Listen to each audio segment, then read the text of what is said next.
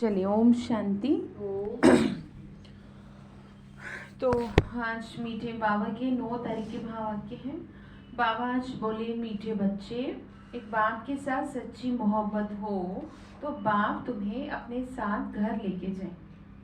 ठीक है, एक बाप के साथ सच्ची मोहब्बत हो तो बाप तुम्हें अपने साथ घर लेके जाएंगे, सब पापों से मुक्त कर देंगे। कितनी अच्छी बात है। देखो, सब पापों से मुक्त कर देंगे, स्वर्ग का मालिक बना देंगे। तो भगवान से मोहब्बत करने के कई फायदे हैं। पहला तो ये कि हम जो है जितने पाप करके आए हैं पूर्व जन्मों में, बाबा कह रहे हैं उनसे मैं तुम्हें क्या करवा दूंगा, मुक्त कर दूंगा। ठीक है। दूसरा, मैं तुमको मालिक बना दूंगा। ठीक है। तीसरा, तुमको साथ लेके जाऊंगा, तुमको यहाँ नहीं छोड़ूंगा दुख देखने को। तो क्या करेंगे फिर? मोहब्बत किससे करेंगे? जैसे कल सिखाया था, क्या सिखाया था कि फोकस किस पे करेंगे? ना कि समस्याओं पे। समस्याओं को समाधान निकालेंगे, लेकिन फोकस नहीं करेंगे, फोकस करेंगे बाबा पे। अभी पूरा फोकस समस्याओं पे है सभी का। तो प्रश्न है, अपने आप को खुशी में रखने के लिए कौन सी मुख्य धारणा चाहिए? तो आंसर है, खुशी में तुम तब रह सकोगे जब अपने आप से रो रिहार करना आता हो, किसी भी चीज में आसक्ति ना हो, 2 रोटी पेट को मिले बस। ऐसी अनासक्त वृत्ति की धारणा हो तब हर्षित रहेंगे। ज्ञान का मनन कर स्वयं को हर्षित रखो। तुम कर्मयोगी हो, कर्म करते, घर का काम करते, खाना आदि बनाते खाते बाबा को याद करो। सुदर्शन चक्र बुद्धि में घूमता रहे तो बहुत खुशी रहेगी। ठीक है, बाबा समझा रहे, बच्चे देखो तुम अपने से बातें करो। जैसे अपने से खराब बातें करते हैं, मेरा ये मेरा वो, अब अपने से अच्छी बातें करो कि मेरा जीवन बहुत अच्छा है। ठीक है, बाबा से बातें करो, अपने से बातें करो, बस यही करते रहो। मन ही मन में बातें करते रहो, किसी को सुनाई नहीं देनी चाहिए बातें। तो चलिए, गीत है, न वह हमसे जुदा होंगे, न उल्फत दिल से निकलेगी। ओम शांति। मीठे मीठे बच्चों ने गीत सुना। ये है बच्चों की व आत्माओं की अपने परम पिता के साथ रूहानी मोहब्बत। ये रूहानी मोहब्बत जो है ना, ये सिर्फ तुम ब्राह्मण बच्चों को ही होती है। तुम अपने को आत्मा निश्चय करते हो, परंतु जब कहते हैं कि आत्मा सो परमात्मा, तो आत्मा किसके साथ मोहब्बत रखे? मोहब्बत होती है बच्चों की बाबा के साथ। बाप की मोहब्बत नहीं होती। अभी तुम समझते हो हम आत्माएं अपने परम पिता के साथ मोहब्बत जोड़ रही हैं। किसे जोड़ रही हैं? तो बाबा ने कहा, बच्चों की बाप के साथ मोहब्बत है ना, ये मोहब्बत ही तुमको साथ लेके जाती है। तुम रूहानी मोहब्बत बाप के साथ रखते हो तो तकलीफ भी सहन करनी पड़ती है। दुनिया में भी क्या कम तकलीफ है? नहीं। अब ये बताओ, भगवान के साथ मोहब्बत रखने में थोड़ी बहुत तकलीफ आ रही है तो उसको आप इग्नोर करें, ये सोच करके कि दुनिया में भी तो बहुत तकलीफ है। ठीक है, भगवान के साथ मोहब्बत करेंगे तो मेंटली स्ट्रांग होंगे, ये ध्यान रखिएगा। और लोगों के साथ करेंगे तो दुखी हो जाएंगे। हाँ, कमजोर हो जाएंगे। तो क्या समझे फिर आप? है जी, इंसानों से मोहब्बत ना करें, सबसे दूर की राम राम रखें। ठीक है, मोहब्बत किससे रखनी है? बाबा से। तो है आपको मोहब्बत? बाबा ने कहा, मोहब्बत में तो सब पास है। ये बात बाबा ने तब चलाई थी जब धानी में बाबा आते थे। बाबा ने कहा, स्नेह में सब पास है, स्नेह का सर्टिफिकेट मैं सबको दे सकता हूँ। ठीक है, तो चलिए ठीक है, पर इसी में कुछ नहीं हो जाना। बाबा ने कहा, बच्चे ये मोहब्बत ही तुमको साथ लेके जाएगी। जैसे दुनिया में एक दूसरे से शारीरिक आकर्षण होता है तो वो अपने साथ ले डूब मरते हैं एक दूसरे को। नहीं, सही बात है बाबा, यही होता है। हम बाबा कह रहे, मेरे से मोहब्बत रखोगे तो मैं तुम्हें ले जाऊँ। ठीक है, तो चलिए ठीक है, इसमें कुछ तकलीफ नहीं है। तुम रूहानी मोहब्बत बाप के साथ रखते हो तो तकलीफ भी सहन करनी पड़ती है। सारी दुनिया घर के बहाती आदि सब दुश्मन बन जाते। ऐसे घर में पड़े रहेंगे तो सबको ठीक है, जिस दिन क्लास में जाने लगेंगे उसी दिन कहेंगे घूमने लगती हो। मुंह बन जाते हैं। नहीं, बीमार पड़े रहें वो ठीक है, तो इसको क्या कहेंगे? तकलीफ। तो इसीलिए इन तकलीफों को आप क्या करें? सहन करें। ठीक है। बच्चों को समझाया है कि पतित पावनी गंगा नहीं है। मनुष्य पावन होने के ख्याल से गंगा व जमुना के तट पर हरिद्वार काशी में जाके बैठते हैं। मुख्य स्थान ये दो हैं। कहते हैं पतित पावनी गंगा, अब वो गंगा तो सुनती नहीं है। सुनता कौन है? बाबा जी कभी तुम सम्मुख बैठे हो, बाप बता रहे हैं कैसे पावन बनोगे। पानी की गंगा थोड़ी कहती है मामिकम याद करो तो पाप कटे भी। बाबा ने कहा मैं प्रतिज्ञा करता हूँ, तुमसे प्रॉमिस कर रहा हूँ, मुझे याद तो करो, तुम्हारे सारे विक्रम विनाश कर देंगे। ठीक है। बाबा ने कहा मैं प्रॉमिस कर रहा हूँ, मेरी याद से सारे पाप कट जाए। गारंटी दे रहा हूँ। गंगा तो गारंटी ना दे सके। जैसे मनुष्य रावण को वर्ष वर्ष जलाते आए और जो भी कुछ हमारे जीवन में हो रहा है वो पाप कर्मों की तो सजा है हमारे अपने। हाँ, वो चाहे शरीर में हो रहा है, चाहे परिस्थितियां आ रही हैं, वो सब क्या है? पाप करने। इसीलिए ये कहा जाता है कि आप चाहे जो भी हो बस करते रहिए। क्या? अच्छे का बाबा को याद करते हैं। बाबा को याद, ज्ञान योग करते रहें तो क्या होगा? आप पाप करते जाएंगे, जीवित रहेंगे। जीवित रहेंगे, सब ठीक। ठीक है। जैसे कि मैं हमेशा कहती हूँ घर के काम भी तो मरे हो रहे हैं, शरीर नहीं उठ रहा तो भी कर रहे हैं ना। जितना इम्पोर्टेंस आप अपने घर के काम काज को दे रहे हैं उतना ही इम्पोर्टेंस आप ज्ञान योग को देंगे तो आप जीवित रहेंगे, और नहीं तो जिंदा मुर्दा बन जाएंगे। अब आपके ऊपर ही है, ऑप्शन आपके पास है, जैसे आपको ठीक लगे। सामने प्रूफ दिख रहे हैं दीदी। चलिए ठीक है। बाबा कह रहे बच्चे देखो ऐसा है, जैसे मनुष्य रावण को वर्ष वर्ष जलाते आए परंतु रावण तो कोई बाबा ने मरता ही नहीं है, अब करें क्या? गंगा में स्नान भी जन्म जन्मांतर से करते आए परंतु पतित से पावन तो कोई बनता ही नहीं है। फिर स्नान करने जाते रहते हैं, एक बार पावन बने तो फिर क्यों जा रहे हो स्नान करने?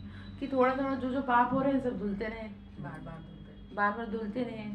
तो बाबा ने कहा फिर ऐसा हो तो किसी को सजा देने की जरूरत ही नहीं है, नियम कानून ये सब बनाने की जरूरत ही नहीं है। तो ऐसा नहीं होता, ये सिर्फ अंधश्रद्धा है। जैसे मैं आपको बताऊं कौन सा एक स्टेट है जहाँ पे कुत्तों का मंदिर है। हाँ, आज पहली बार सुना है। हाँ, कुत्तों का मंदिर है। उसमें क्या है कि एक भक्त था, वो देवी की पूजा करता था और उसको सपना आया कि तू उनका मंदिर बनवा। तो उसने 2 कुत्तों का, कुछ साउथ इंडियन नेम है उसका, साउथ में है, तो वहां पर 2 कुत्तों का प्रॉपर मंदिर बनाया गया, बिल्कुल ऐसे जैसे नॉर्मल मंदिर होता है, और उसकी बहुत मान्यता है और उसमें नाम भी दिया गया कुत्ता मंदिर। अब इससे ज्यादा श्रद्धा क्या होगी? कितना ज्यादा नीचे और क्या होगा? हाँ। आप समझ रहे हो? तो इसको क्या कहेंगे? ये जो ये स्नान करने वाली बात है, ये भी क्या है? अंधश्रद्धा है। तो इसको कहेंगे सृष्टि तमो प्रधानता की बिल्कुल कॉर्नर पे खड़ी है, बिल्कुल जो अंत है ना वो बिल्कुल नजदीक है। जैसे कि वो जो बात थी कन्या खुद वर मांगेगी, तो आजकल जहाँ भी जा रहे हैं यही सुनने को मिल रहा है। तो ये क्या है? ये शास्त्रों में भी वर्णित है कि जब कन्या खुद वर मांगने लगे तो समझ लीजिए सृष्टि अंतिम श्वासों पर है, इससे बुरा और कुछ नहीं हो सकता। तो बाबा ये समझा रहे हैं कि देखो कितनी अंधश्रद्धा है, कितने मेले लगते हैं, उनको कोई आत्मा परमात्मा का संगम नहीं कहेंगे। भक्ति मार्ग में भीड़ लगती है मेले पर। अभी तुम बाप के साथ बुद्धि योग लगाते हो, तुम जानते हो हम आत्माएं आशिक बनी हैं। आत्मा ही भगवान को याद करती है शरीर द्वारा। बाबा कहते हैं मैं भी शरीर द्वारा तुमको पढ़ा रहा हूँ। ठीक है पवन, इसीलिए हमेशा बाबा को याद करते रहो। बाबा कह रहे स्वर्ग जरूर याद आएगा फिर, और मुक्ति धाम घर भी याद आएगा। मुक्ति को निर्वाण धाम कहते हैं। ठीक है, तो निर्वाण धाम में समझाने के लिए तैयार है? ठीक है, तो कह रहे पर याद तो करो। कैसे लेके जाऊंगा? बोझा बहुत है सर पे। ये है साकारी दुनिया। जब तक आत्मा यहाँ ना आए तो साकारी दुनिया कैसे बढ़े? आत्माएं निराकारी दुनिया से आती हैं। मनुष्य सृष्टि बढ़ती जाती है, कोई समझते हैं नेचुरल बढ़ रही है। तुम जानते हो आत्माएं यहाँ आती हैं, वृद्धि को पाती हैं। अब आत्माएं यहाँ से कोई ओरिजिन थोड़ी हो रही है कि आत्मा बन रही हो। आत्मा कहाँ से आ रही है? ऊपर से उतर रही है, ठीक है। और कर्मानुसार जन्म और मृत्यु को प्राप्त कर रही है। जैसे बच्चे ने जन्म लेते ही मृत्यु हो गई, ठीक है, या माँ की मृत्यु हो गई। तो ये सब भावने का वृद्धि होती रहेगी। जैसे त्रेता में 2 करोड़ से स्टार्ट होके कितने करोड़ हो जाएगा अंत तक? 33 करोड़ हो जाएगा। तो वो वृद्धि होती रहेगी। इसी तरह यहाँ पर भी वृद्धि होती है। बच्चों को मालूम है ना कि स्वीट होम शांति धाम है। शांति को बहुत लोग पसंद करते हैं। तुम जानते हो शांति धाम तो हमारा स्वीट गॉड फादरली होम है। भारतवासी विलायत से लौटते हैं तो कहते हैं हम अपने स्वीट होम भारत में जाते हैं। जहाँ जन्म लेते हैं वह देश पराया लगता है। कहते हैं हमको स्वीट होम भारत में ले चलो। अच्छा समझो, मर जाते हैं, आत्मा चली जाती है, फिर शरीर को यहाँ ले आकर खत्म करते हैं। समझते हैं भारत की मिट्टी भारत में ही जाए। नेहरू ने शरीर छोड़ा तो उनकी राख देखो कहाँ कहाँ ले गए, खेतों में गिराई। समझते खेती अच्छी होगी, परंतु उस चीज को वह कितना भी मान दे, पुरानी तो जरूर होगी। कितनी तकलीफ सहन कर रहे हैं, बाबा को पता नहीं है। तुम बाप को जान के वर्षा ले रहे हो तो दिल होती है मित्र संबंधियों को भी स्वर्गवासी बनाए। जैसे किसी ने मुझसे सवाल किया कि हमारे बच्चे आ जाएंगे क्या स्वर्ग में, उनको भी मैं लाना चाहती हूँ, पर ज्ञान में नहीं चलेंगे वो। तो मैंने कहा कैसे जाएंगे? ज्ञान नहीं सुनेंगे। तो नहीं, मैं चाहती हूँ वो आए, तो मैं तो कर रही हूँ उनके लिए। मतलब उन्होंने कहा तो ये तो संभव ही नहीं है कि बिना ज्ञान के आपको वहाँ पे एंट्री। मित्र संबंधियों का, अपने साथ वालों का कल्याण चाहते हैं तो उनको किसी भी तरह, जैसे मैं हमेशा आपको कहती हूँ, जैसे किसी के घर में कुछ शादी है, पार्टी है, कुछ है, तो लोग पूजा पाठ करवाते हैं। कोई हवन करवाता है, कोई जागरण करवाता है। तो उसी हवन और जागरण में क्या दे दें? भगवान का बस इतना सा काम आप कर लें। ऐसा नहीं कह रहे आपको कोई स्पेशल अरेंजमेंट करें, क्योंकि जब तक घर वालों का सपोर्ट नहीं होता तो स्पेशल अरेंजमेंट भी नहीं करी जाती। लेकिन वार तो खाली ना जाए जो हो रहा है उसी में, क्योंकि उस समय सारे मित्र संबंधी सुनने को तैयार। ठीक है। तो जब भी कभी कुछ ऐसा होता है, जैसे कि किसी की शादी है, किसी का जन्मदिन है, किसी की नौकरी लगी है, तो अक्सर लोग ये सब कराते हैं ना। तो असली कराना तो यही है कि उसमें भगवान का परिचय सबको, बस इतना सा करना है। जैसे कि पार्लियामेंट में जाते हैं, बड़ी बड़ी जगह जाते हैं, तो बहनों को 5-10 मिनट का मुश्किल से टाइम दिया जाता है कि आप सबको क्या दे दें? वहाँ थोड़ी बैठ के घंटों प्रवचन देंगे, सुनाएंगे। इतना समय भी अगर मिल जाता है तो बहुत बड़ी बात है। तो इसी तरह बाबा ने कहा तुम भी क्या करो, मित्र संबंधियों का इस तरह से क्या करो, ठीक है। किसी को तुम कहो तो मानेंगे नहीं। तुम मारने चाहते हो क्या? ऐसे बोल देंगे स्वर्गवासी बनो। अरे मारना चाहते हो क्या? मतलब मैं नहीं कह रही, वो लोग कहते हैं कि मारना चाह रहे। तुम जानते हो श्रीमत पे श्रेष्ठ स्वर्गवासी बन रहे हो। आत्माभिमानी बनने में मेहनत बहुत है। तो कल बनेंगे ना सब, कल नहीं परसों, आज सैटरडे है ना, तो मंडे को आत्माभिमानी बनेंगे। बिल्कुल डेड साइलेंस में बैठेंगे सब एकदम। म्यूजिक नहीं, म्यूजिक चलाना। हाँ म्यूजिक चला देंगे, पर ये लगता है ना मुझे, ये सो जाते हैं कई लोग। नहीं म्यूजिक में फिर भी नहीं सोया जाता, वैसे सो कईयों का ऐसा होता है कि कराटे भी आ जाते हैं शाम को क्लास में। मैं नाम किसी का नहीं लेती हूँ, लेकिन कई आत्माएं ऐसी हैं। तो अब बात ठीक है आपकी।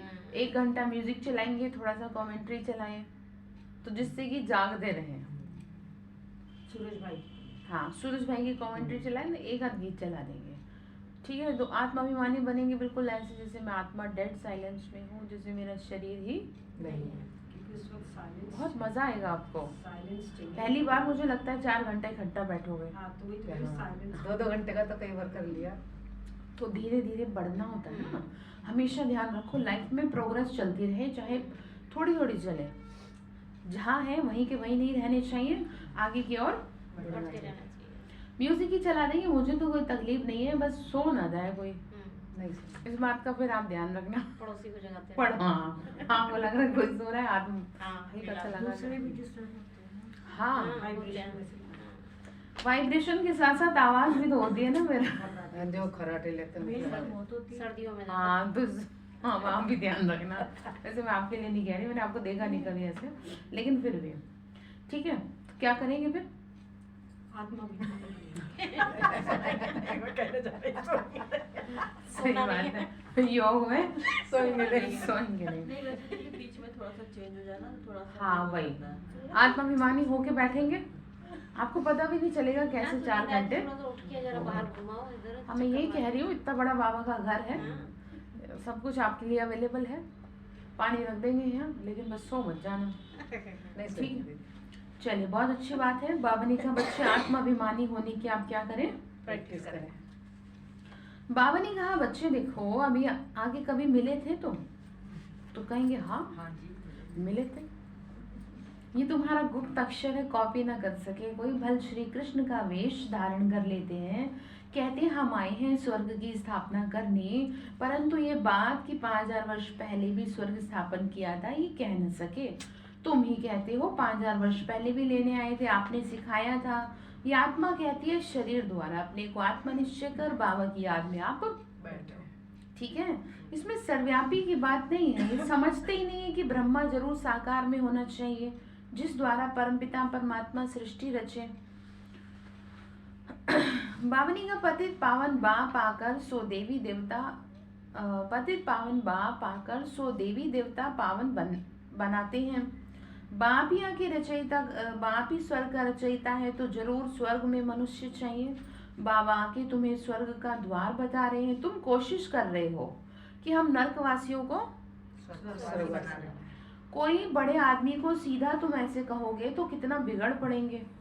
इसीलिए कभी भी सीधी बात अगर समझाने की हो तो, अगर आप किसी को समझाना चाहते हैं तो आप तो थोड़ा सा बातों को बाबा ने कहा तरीके से बताएं। किसी को भी ये ना दर्शाएं कि तुम तो जो हो मूर्ख हो और हम बुद्धिमान हैं, तुम्हें ऐसा कह रहे हैं ना तो तुम ऐसे ही करो। ऐसे नहीं करें। परिवार में भी बहू को, बेटे को, हस्बैंड वाइफ एक दूसरे को, किसी को भी ऐसा ना पहले कर दें कि जिसे आप बहुत बुद्धिमान है। आप बुद्धिमान हो, सामने वाला बेवकूफ है। मूर्ख है। तो आप ऐसे ना करें। किसी को भी समझाने के लिए सीधी बात ना करें, बातों को घुमा करके सामने रखें। और वैसे अगर कोई बात है तो उससे सीधी बात करें। ठीक है। तो यहाँ पे समझाने की बात बाबा कर रहे हैं, तो ये समझाना दोनों तरीके से है। चाहे ज्ञान की बात हो, ज्ञान की बात को समझाने के लिए ना आपको पात्र देखना पड़ेगा कि क्या ऐसा है कि जो ये सीधी बात हजम कर लेगा। कि सीधी बात कह दिया जी पवित्र रहना है यहाँ पे, तो क्या इसमें हिम्मत है ये बात सुनने की? क्या हिम्मत है? लहसुन प्याज की बात अगर सीधी कह दी जाए तो अंदर उतर जाएगी। तो ठीक है। तो मैंने आज तक अपने जीवन में जिन भी लोगों को कोर्स कराया, कभी ये नहीं कहा कि आप लहसुन प्याज छोड़े, आप पवित्रता को अपनाएं, आप लहसुन प्याज छोड़े। क्योंकि सारे ही लोग जीवन में ऐसे आए कि जो अपने आप को ज्यादा ही अपडेट समझते हैं। हाँ बुद्धिमान समझते हैं। ठीक है। तो कहा जाता है मूर्खों की बात मान करके, मूर्खों की एक सेकंड, मूर्खों की बात को मान करके उनकी प्रशंसा करके उनको राजी करें। समझ गए आप? उनकी प्रशंसा करके उनको आप राजी करें। बताएंगे बाद में आपको। तो ठीक है। तो क्या करेंगे फिर आप बताइए। बात सुनकर तरीके से समझाएंगे। बातों को क्योंकि प्रशंसा सुनने सबको अच्छी लगती है। हाँ। उसके through फिर- आप मूर्खों से बहस नहीं करें। आप मूर्ख ही हैं जिनको समझ नहीं है ज्ञान की। वैसे बहुत पढ़े लिखे बुद्धिमान है। दीदी सुनना भी तो नहीं पहले चाहते। ही अपने मन में ही रख ली ये मूर्ख है, तो फिर वो वाइब्रेशन तो पहले ही नहीं, बातों को ना समझेंगे। मैंने आपको क्या कहा कि आप पात्र देख के करेंगे। ऐसे किसी को कहेंगे क्या? इतना तो मूर्ख यहाँ पर कोई होगा नहीं, मुझे लगता नहीं। नहीं कहेंगे नहीं, यदि अपने मन में ये समझें कि नहीं नहीं ऐसा नहीं है। भगवान का बच्चा है, ये भी intelligent नहीं, ऐसा बिल्कुल भी नहीं है। आपको ना बात करने से पता चल जाता है, आपको बात करने से ये समझ में आ जाता है कि कौन कितना मतलब ये है ना कि कौन जो कितना नहीं ज्ञान बुद्धिमान से है, जुड़ा है। किसको कितनी समझ आ रही है। मूर्ख यहाँ पे किसको कहा जा रहा है? जिसको ज्ञान नहीं है, जिसको भगवान के ज्ञान की क्या नहीं है, नॉलेज नहीं है। समझ नहीं है। ऐसे तो बहुत पढ़े लिखे हैं, एक से एक बुद्धिमान बैठा है, लेकिन बाबा ने कहा यहाँ पर पढ़े लिखे भी क्या है, अनपढ़ अनपढ़ है। क्यों? क्योंकि उनके जीवन में क्या नहीं है, ज्ञान नहीं है। ठीक है। मूर्ख एक शब्द ऐसा है जो ये दर्शाता है कि आप में कितनी बुद्धि है। ठीक है। और रही बात आपकी कि जो आप बता रहे हैं कि वो कहेंगे, वैसे तो मुझे नहीं लगता कोर्स कराने वाला, ज्ञान योग की शिक्षा देने वाला कोई भी व्यक्ति ऐसी भावना रखेगा कि ये मूर्ख है। ऐसी भावना तो कोई भी नहीं रखता। सब ये सोचते हैं कि ये बाबा इतना का भी नहीं बच्चा। सोचना है कि बच्चा। नहीं ज्ञानी है, नहीं हमें ये सोचना है। सिर्फ ये देख लेना है कि ये आपकी कितना बातों को ऑब्जर्व कर पा रहा है कि नहीं। बस हाँ। जैसे मैंने आपको बताया, कोई आया, आप सीधा उसे कह देंगे पवित्रता के लिए कि आपको पवित्र रहना है ना, लहसुन प्याज नहीं खाना, किसी के हाथ का नहीं खाना, अगली बार वो आएगा। ठीक है। तो बातों को ना सही से ऑब्जर्व करके तब सामने बात रखनी है। बाबा भी यही कह रहे हैं कि अगर कोई, बाबा ने कहा, बड़ा आदमी आएगा और अगर आप ऐसे बात करेंगे तो वो बिगड़ पड़ेगा, क्योंकि स्थूल पढ़ाई की वजह से, मतलब बाहरी पढ़ाई की वजह से वो अपने आप में क्या हो जाते हैं, बहुत हाँ अभिमानी हो जाते हैं। तो इसी वजह से बाबा ने कहा बातों को आप सही तरीके से, बाबा की याद में रहना है। समझते हो ये शरीर जहाँ तक रहेगा वहां तक यात्रा चालू है। कर्म भी तो करना है, भल खाओ पियो, खाना पकाओ, जितना समय मिले बाबा को याद करो। दफ्तर में बैठते हो, देखो फुर्सत है तो बाबा की याद में बैठ जाओ। ठीक है। जैसे कि मैंने आपको बताया, कई बहन ऐसी आई जिनको ब्रह्मा बाबा के बारे में, सिंध के बारे में बता दिया गया है ना, और वो क्या हुआ, वो दोबारा कभी फिर आई ही नहीं, क्योंकि वो इतनी भारी बात क्या नहीं कर पाई कि वो भगाया, जैसे उसमें दिखाया ना, हाँ 16,108 रानियों को भगाया। ऐसे ही बता दिया, ब्रह्मा बाबा जब आए तो ऐसे लोग अपने घर बार छोड़ के भाग आए। तो लोगों ने इसको कैसे ले लिया, गलत ले लिया। तो उनको लगा कि हम भी भाग जाएंगे ऐसे, हम ना जाएंगे अब। तो हम इसे क्या कहेंगे, हम मूर्ख ही तो कहेंगे कि आपके अंदर जो अंडरस्टैंडिंग है वो बिल्कुल भी नहीं है। तो बाबा ने कहा बच्चे, इसीलिए बातें करने की भी ना समझ किसी किसी में होती है, सब में समझ नहीं होती। भले ही उम्र कितनी भी हो जाए लेकिन समझ नहीं। तो शुक्रिया करें बाबा का कि जिन आत्माओं को बाबा ने ज्ञान सुनाने के निमित्त बनाया, उनको बहुत क्या है, समझ है कि किस आत्माओं को कैसे समझाना है। बाबा ने कहा बच्चे देखो, ट्रेन में सफर करते हो ना, उस समय तो कोई काम नहीं रहता, बैठे हुए बाबा को याद करते रहो। अभी हम बाबा के पास जा रहे हैं, बाबा परम धाम से हमको लेने के लिए आए हैं। अच्छा, शाम को घर का खाना बनाना आदि पकाते हो तो एक दो को याद दिलाओ। बाबा आओ, बाबा हम अपने बाप की याद में बैठे, पॉइंट एक दो को सुनाओ। हम सुदर्शन चक्रधारी हैं, बाबा कहते हैं तुम लाइट हाउस हो, रास्ता बताते हो, उठते बैठते चलते फिरते तुम लाइट हाउस हो। एक आंख में मुक्ति, दूसरे में जीवन मुक्ति। स्वर्ग यहाँ था, अभी नहीं है, अभी तो नर्क है। बाबा फिर से स्थापन कर रहे हैं। बाबा ने कहा हम तुमको गुलगुल बना रहे हैं, फिर तुम जाकर महारानी पटरानी बनेंगे। ठीक है। गद्दर की रानी नहीं बनना, खद्दर की, सॉरी खद्दर क्या होता है, खद्दर कपड़ा होता है, मोटा कपड़ा होता है, मतलब लोकल माल होता है। अच्छा, लोकल नहीं, वैसे तो अच्छा होता है, बेकार होता है। खद्दर अच्छा। चलो जो भी है तो नर्क लेकिन है। बाबा ने खद्दर की महारानी, मतलब यहाँ पर जो मेरी अंडरस्टैंडिंग है वो ये है कि नर्क की नहीं बनना, आपको स्वर्ग की बनना है।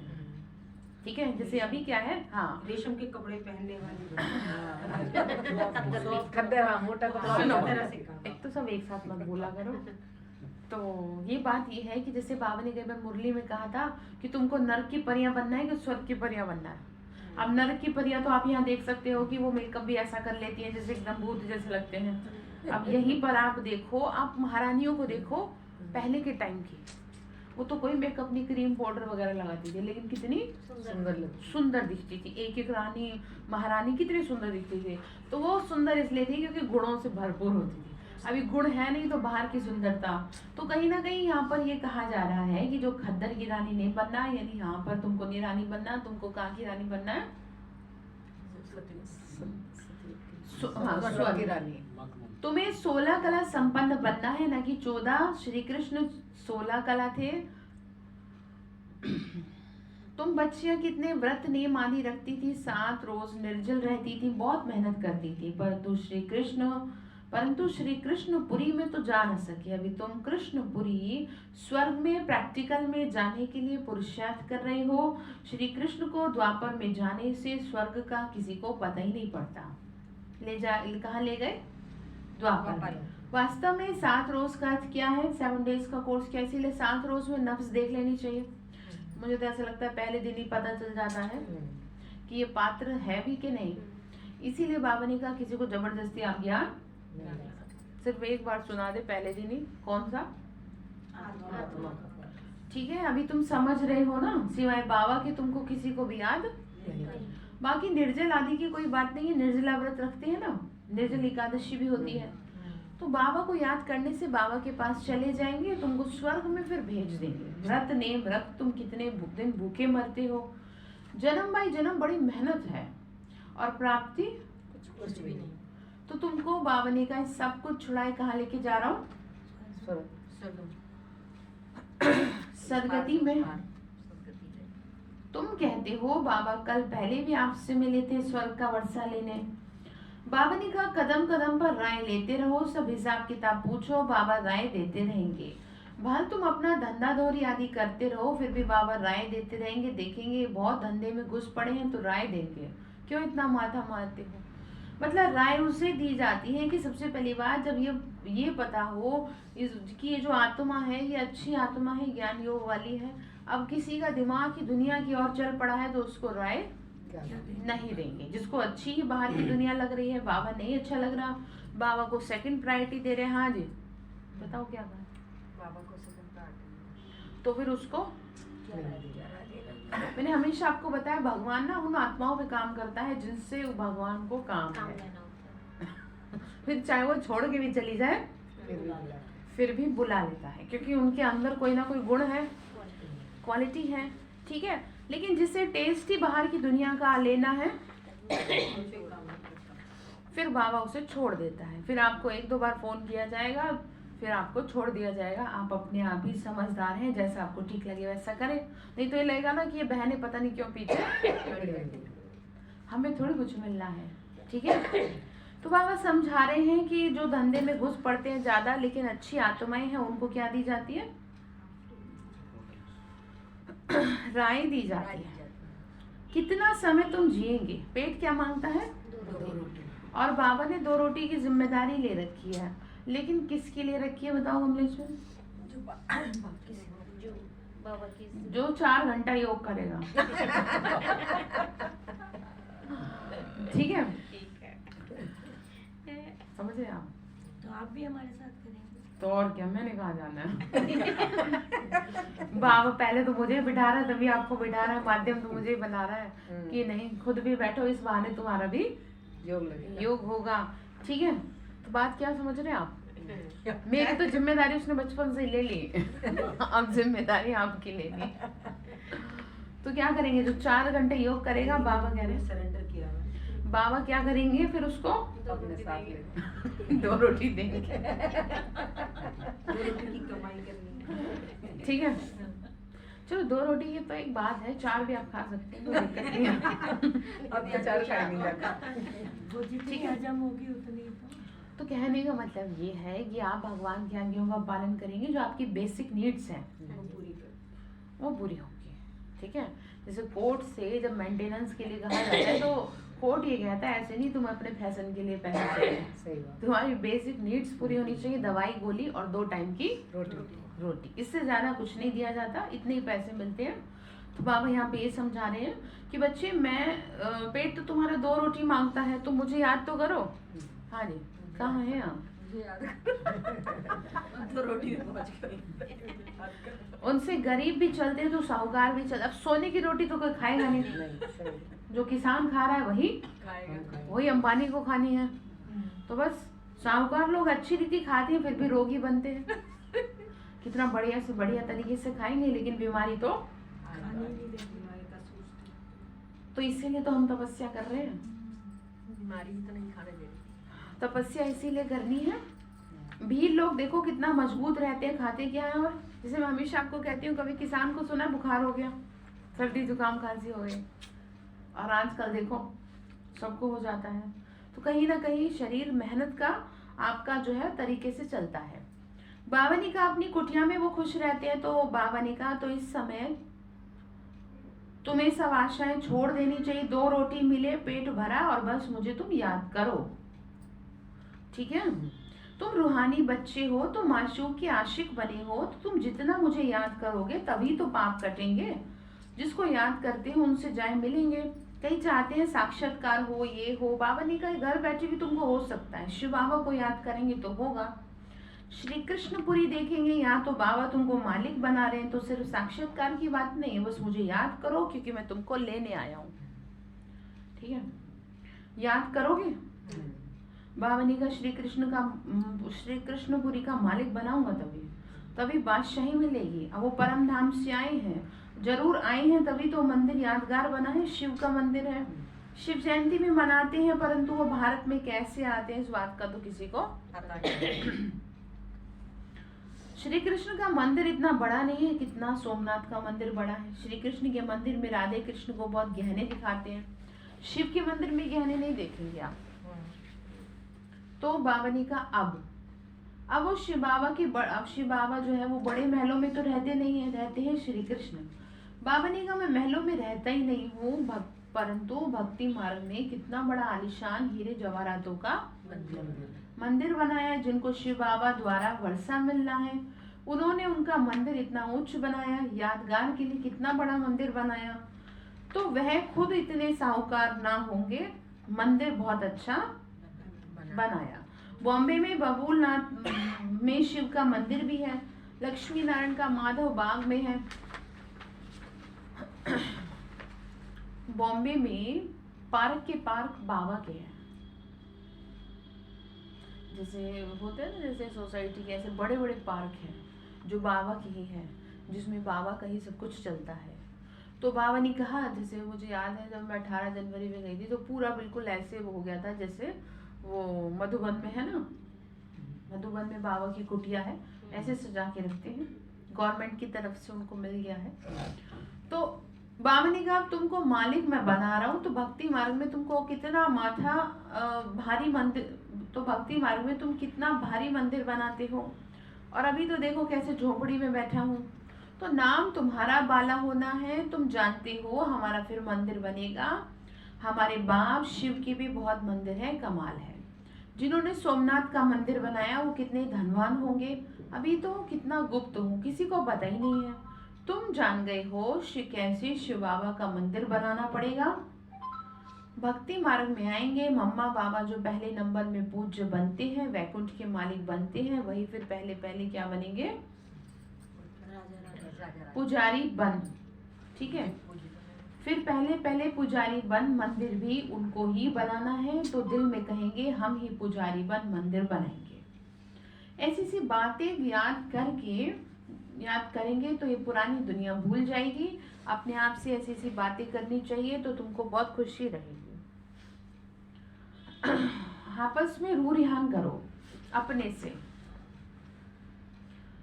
सुप्रीम रूह बैठ तुम्हारी रूह को रिझा रहे हैं, इस ज्ञान से हर्षित बना रहे हैं। तुम कहते हो कल बाद फिर से हम आएंगे, अनेक बार हम बाबा से मिले हैं। ऐसे ऐसे अपने आप से बातें करनी चाहिए। तुम कर्मयोगी हो, भले घर में खाना पकाओ, खुशी रहेगी तुमको। 84 जन्मों की हिस्ट्री ज्योग्राफी को जानना है। अभी तुम ब्राह्मण बने हो, फिर तुम देवता बन राज्य करें। पुजारी से तुम पूज्य, फिर तुम्हारे क्या बनाएंगे, महल। अपनी ही हिस्ट्री ज्योग्राफी सुनाते रहो। हमारी हिस्ट्री ज्योग्राफी कैसे चक्र लगाती है, इसको ही सुदर्शन चक्रधारी कहते हैं। तुम तीनों लोगों को जानने वाली हो। ज्ञान का तीसरा नेत्र तुम्हारा खुला है, जिससे तुमको बहुत खुशी रहनी चाहिए।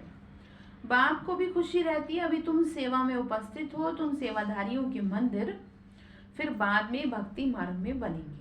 अभी मैं तुम बच्चों की सर्विस में आया हूँ, ठीक है। किसकी सेवा में है?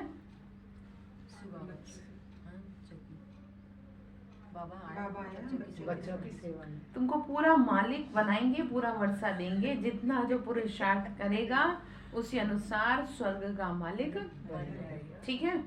तो क्या करेंगे बताइए फिर? तो मंदिर कहाँ बनवा रहे हैं आप फिर? रात करेंगे, स्वर्ग में बनाए। मंदिर स्वर्ग में थोड़ी बनेंगे, यही बनेंगे। तो बना बनाया वहाँ तो महल बनेंगे, ठीक है। मंदिर तो मरने के बाद बनते हैं, बाबा को याद करते रहेंगे। ठीक है। आप देख रहे हैं मंदिर, जीते जी किसी का मंदिर बना है क्या? मरने के बाद ही बनेगा। और वो कब बनेगा? जब आप मेहनत करेंगे। इसीलिए मैं हमेशा कहती हूँ कि कुछ तो करें मेहनत। ऐसा नहीं कि बस 13 दिन तक ही आपकी तस्वीर रखे और फिर तुम कौन मैं कौन, चलो रख दो इन्हें उठा के। दीवार पे लटकाएंगे। हाँ तो उसमें क्या है, धूल जमी रहेगी पूरी, ठीक है। चलिए, अच्छा मीठे मीठे सिक्के लदे बच्चों प्रति माता पिता बाप दादा का याद प्यार और गुड मॉर्निंग। रूहानी बाप की रूहानी बच्चों को नमस्ते। हम रूहानी बच्चों की रूहानी माता पिता बाप दादा को नमस्ते। नमस्ते बाबा, नमस्ते। शुक्रिया बाबा, शुक्रिया बाबा, शुक्रिया। तो धारणा के लिए मुख्य सार है, चलते फिरते लाइट हाउस बंद, सभी को रास्ता बताना है। क्या करेंगे? चलते फिरते लाइट हाउस में सभी को रास्ता बताना। सब आशाएं छोड़ एक बाबा की याद में रहना है। बाबा से राय लेते रहना, कोई भी बात है तो, बाबा से राय लेंगे। ठीक है। ज्ञान की बातों में ही रमण करना है, व्यर्थ की बातों में नहीं। फोकस किस पे करना है? स्वयं पर। अपने आप से बातें करनी है, सुदर्शन चक्र फिराते सदा हर्षित रहना है। पावनी का सुदर्शन चक्र फिराते सदा हर्षित रहना है। वरदान दिया बाबा ने, योग की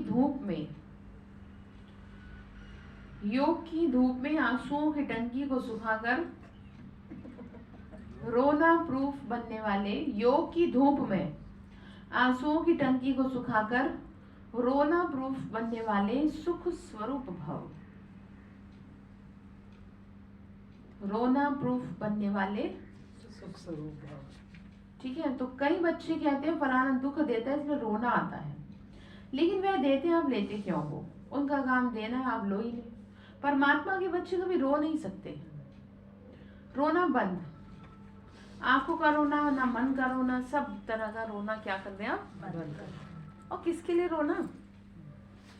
जो दुख दे रहे हैं उनके लिए रोना। आपको देते रहेंगे वो, रोते रहो आप, तो क्या करेंगे फिर? रोएंगे आप नहीं। तो रोना बंद करें। जहाँ खुशी होगी वहां रोना नहीं होगा। खुशी व प्यार के आंसू को रोना नहीं कहते। तो योग की धूप में आंसुओं की टंकी को आप सुखा दे, सुखा दो। विघ्नों को खेल समझो तो सुख स्वरूप बन जाएंगे। तो रोना प्रूफ बनेंगे, ना मन का रोना ना आंखों का रोना। ठीक है। जब कई ऐसे होते हैं बाहर से नहीं दिखाते लेकिन अंदर में दुखे हो जाते हैं। आंखों तक रहता है पानी, वो नीचे नहीं टपकता, रोने बस वो अंदर अंदर पी जाते हैं फिर। तो गलत है जी। आखिर में रोने पर ही बस चलता है। धीरे धीरे आप मुरली सुनेंगे ना, ज्ञान योग करेंगे, आपका सब तरह से मन शांत हो जाएगा। बातें जितने भी सवाल है ना मन में सब स्टॉप हो जाएंगे। ठीक है। भगवान के आगे रखें, ज्यादा तकलीफ है तो, क्योंकि कहा यह जाता है कि अंदर में जो भरा हुआ है वो निकलना बहुत जरूरी है, लेकिन वो ना किसी इंसान के आगे नहीं, वो भगवान के आगे आप अपनी बात को रखें तो वो आपको ना शक्ति देगा। ऐसे नहीं घर में घड़ी घड़ी किसी ने कुछ कह दिया, बेटे ने कुछ कह दिया, बहू ने कुछ कह दिया तो आंसू आ गए। ये है कि आप अंदर से कमजोर हो। लोग कितना खुद ना कुछ सहन करते हैं, आपने खुद भी तो सहन ही किया है लाइफ में, जब बच्चे छोटे तब भी तो बहुत सहन किया है, तो बात समझ में आ रही है, तो रोएंगे आप हैं जी?